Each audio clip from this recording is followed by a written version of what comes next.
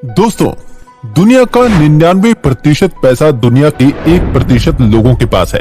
99% लोग 1% लोगों के लिए काम करते हैं और ऐसा आज से नहीं बल्कि लंबे वक्त से हो रहा है, जिस वजह से गरीब लोगों को लगता है कि उनके साथ गलत हुआ है। पर रियलिटी तो ये है कि अगर हम अमीर लोगों का सारा पैसा लेकर गरीबों में बांट दें, तो कुछ साल बाद अमीर लोग वापस से अमीर हो जाएंगे, जबकि गरीब वही रह जाएंगे जहां वो थे। क्योंकि अमीर लोग पैसे कमाने के साथ साथ पैसे को ग्रो करना भी जानते हैं। रॉबर्ट कियोसाकी कहते हैं, अगर आप अपने नॉर्मल इनकम के साथ पैसिव इनकम क्रिएट नहीं कर सकते तो आप कभी अमीर नहीं बन पाएंगे।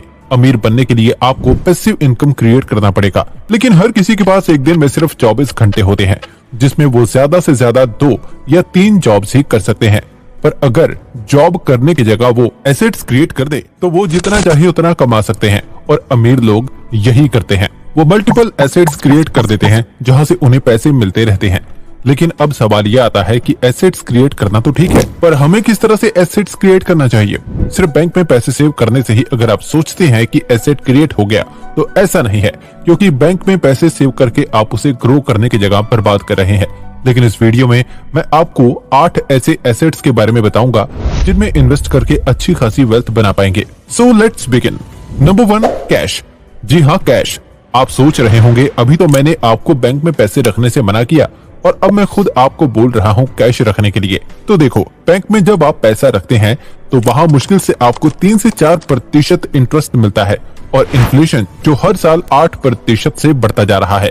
तो उसे अगर हम कंसीडर करें तो बैंक में पैसे रखने से आपके पैसे ग्रो नहीं होंगे, बल्कि आपका पैसा हर साल -4% से डिक्रीज करने लगेगा। पर अपने पास कैश रखकर आप दुनिया के बाकी अमीर लोगों की तरह अपॉर्चुनिटीज को ग्रैब कर सकते हैं। अमीर लोगों का मानना है कि अमीर वही बनते हैं जो सही समय पर सही अपॉर्चुनिटी को ग्रैब करते हैं, जिसके लिए उनके पास कैश होना जरूरी है। आप इन बड़ी बड़ी कंपनीज को ही देख लीजिए। रिलायंस के पास 2.1 लाख करोड़ का कैश रिजर्व है। टाटा मोटर्स के पास 60,000 करोड़ का कैश रिजर्व है। सिर्फ इंडियन कंपनीज ही नहीं बल्कि गूगल की पेरेंट कंपनी अल्फाबेट, माइक्रोसॉफ्ट जैसी कंपनीज में भी अच्छा खासा कैश रिजर्व होता है। अमीर लोग एक और वजह से कैश अपने पास रखते हैं। वो अपने कैश को जरूरत पड़ने पर दूसरों को देते हैं और इसके बदले वो उनसे काफी हाई इंटरेस्ट अर्न करते हैं। शायद आपको यकीन ना हो, पर ये कैश रखकर लोन देकर इंटरेस्ट कमाने का काम आजकल इंडिया में काफी ज्यादा हो रहा है।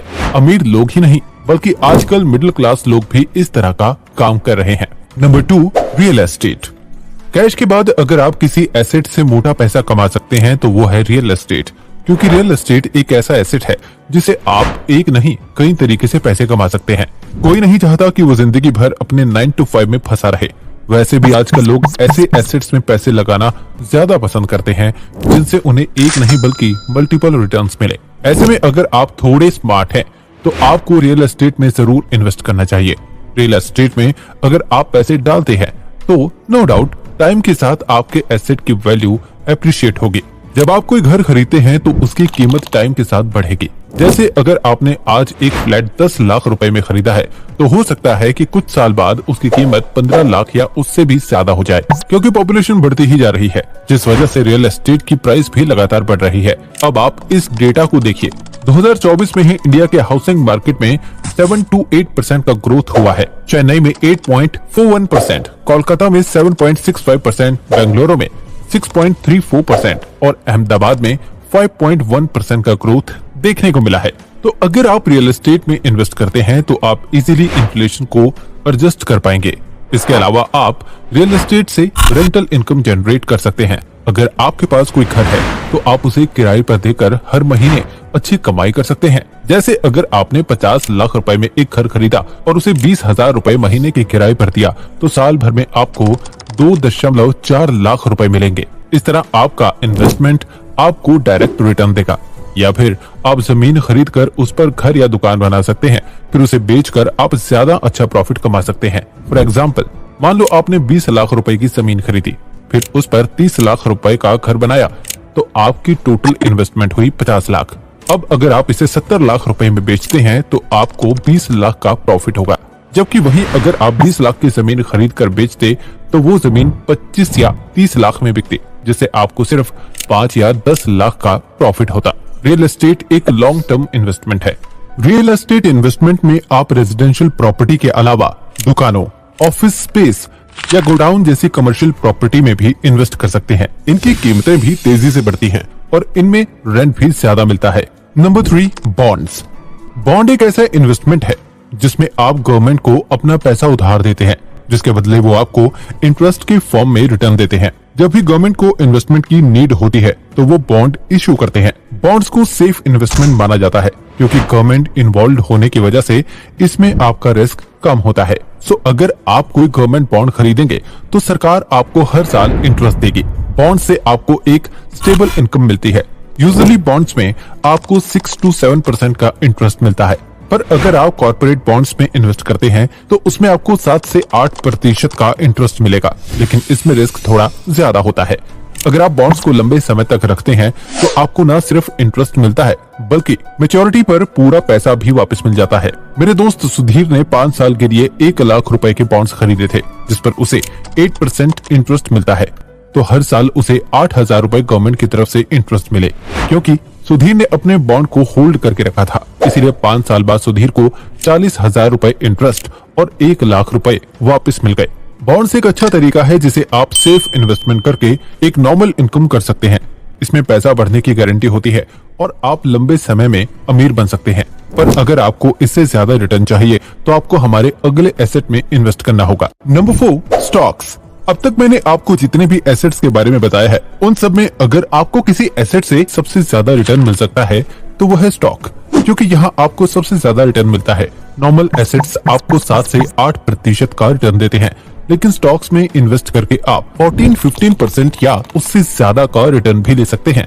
स्टॉक्स में इन्वेस्ट करके आप अच्छी इनकम कर सकते हैं। इसमें आप कंपनी के शेयर्स खरीदते हैं और जब कंपनी का प्रॉफिट होता है तो आपके शेयर्स की प्राइस बढ़ती है। जैसे अगर आपने 100 रुपए में एक शेयर खरीदा और कुछ टाइम बाद उसकी प्राइस 200 हो गई तो आपको 100 रुपए का प्रॉफिट होगा। स्टॉक के इस तरीके से तो आप पैसे कमा सकते हैं, पर इसके अलावा जब आप किसी कंपनी के शेयर को लॉन्ग टर्म के लिए होल्ड करते हैं तो आपको डिविडेंड इनकम मिलती है। कुछ कंपनीज अपने शेयर होल्डर्स को अपने प्रॉफिट में से एक हिस्सा देती हैं, जिसे डिविडेंड कहते हैं। डिविडेंड इन्वेस्टर्स के लिए स्टेबल सोर्स ऑफ इनकम होती है। आपको यकीन नहीं होगा, पर कोको कोला कंपनी के सीईओ के सैलरी से ज्यादा वॉरेन बफे को डिविडेंड मिलता है। तो ये पार है स्टॉक इन्वेस्टिंग का। स्टॉक्स में इन्वेस्ट करके आपको अच्छा रिटर्न मिल सकता है, लेकिन इसके लिए आपको मार्केट की समझ होनी जरूरी है और आप में धैर्य होना जरूरी है, क्योंकि तभी आप सही स्टॉक चुनकर अमीर बन सकते हैं। Number 5, mutual funds and index funds. Stocks की तरह हाई रिटर्न्स पाने के लिए आप म्यूचुअल फंड या इंडेक्स फंड में इन्वेस्ट कर सकते हैं।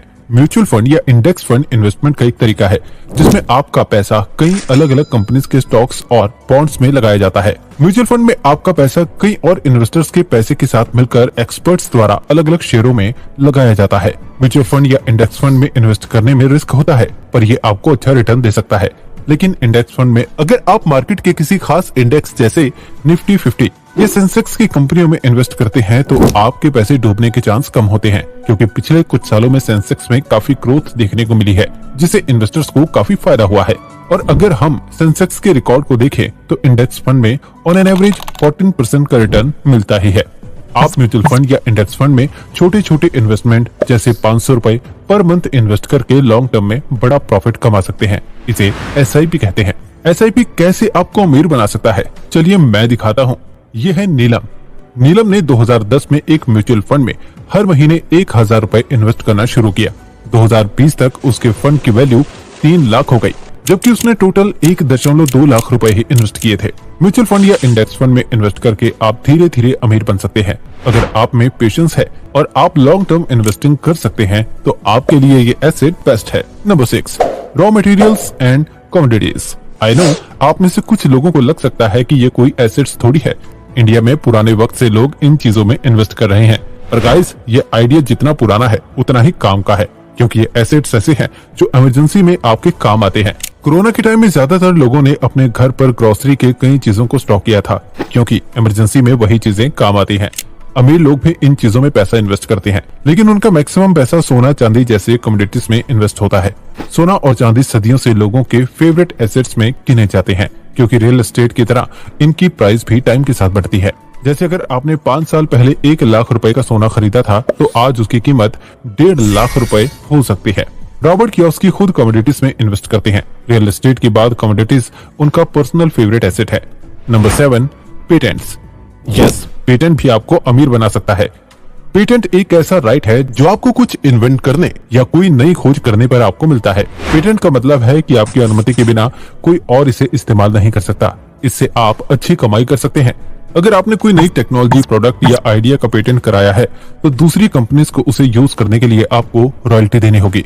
इस तरह एक बार किसी चीज का पेटेंट करके इससे आप लॉन्ग टर्म तक उसका फायदा ले सकते हैं। आप चाहें तो अपने पेटेंट को किसी बड़ी कंपनी को बेचकर एक बार में मोटी रकम कमा सकते हैं। पेटेंट राइट्स से कई लोगों ने खूब पैसा कमाया है। जॉर्ज आर मार्टिन, जो गेम ऑफ थ्रोन्स के ऑथर हैं, उन्होंने अपनी बुक्स के कॉपीराइट से, जो कि पेटेंट जैसा ही होता है, उससे काफी पैसे कमाए थे और उनके बुक्स पर बनी टीवी सीरीज और मर्चेंडाइज ने उन्हें करोड़पति बना दिया, क्योंकि उन्हें इससे रॉयल्टी इनकम मिलती है। पेटेंट कराने में टाइम और पैसे दोनों लगते हैं, इसलिए आपको इसे सही तरीके से करवाना चाहिए। लेकिन एक बार अगर पेटेंट मिल जाता है तो ये आपको अमीर बना सकता है। Number 8, trademarks. ट्रेडमार्क भी पेटेंट जैसा होता है। ट्रेडमार्क आपके ब्रांड, लोगो या नाम के स्पेशल राइट्स को कहते हैं। ट्रेडमार्क का मतलब है कि कोई और इसे आपके परमिशन के बिना यूज नहीं कर सकता। ट्रेडमार्क से न सिर्फ आपके ब्रांड को पहचान मिलती है, बल्कि आप इससे अच्छी इनकम भी कर सकते हैं। जब आपका ट्रेडमार्क पॉपुलर हो जाता है तो आपके ब्रांड की वैल्यू बढ़ जाती है। इससे आपके प्रोडक्ट या सर्विसेज की डिमांड बढ़ती है और आप ज्यादा प्रॉफिट कमा सकते हैं। आप अपने ट्रेडमार्क का लाइसेंस देकर भी इनकम कर सकते हैं।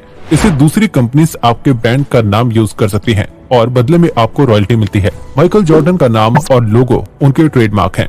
नाइकी ने उनके नाम का यूज कर जॉर्डन ब्रांड को एक बड़ी कंपनी में बदल दिया। इससे माइकल जॉर्डन को भी करोड़ों का प्रॉफिट हुआ। बड़ी बड़ी कंपनीज अपने नाम का ट्रेडमार्क ले लेती हैं, जैसे हल्दीराम ने अपने नाम का ट्रेडमार्क करा हुआ है। तो अगर कोई लोकल दुकानदार हल्दीराम का नाम यूज करते हैं तो उन्हें कंपनी को रॉयल्टी देनी पड़ेगी। ये वो 8 एसेट्स जिस पर पैसे लगाकर आपको सिर्फ प्रॉफिट होगा और इवेंचुअली आप अमीर भी बन जाएंगे। Thank you brain grain family. इस वीडियो में बस इतना ही।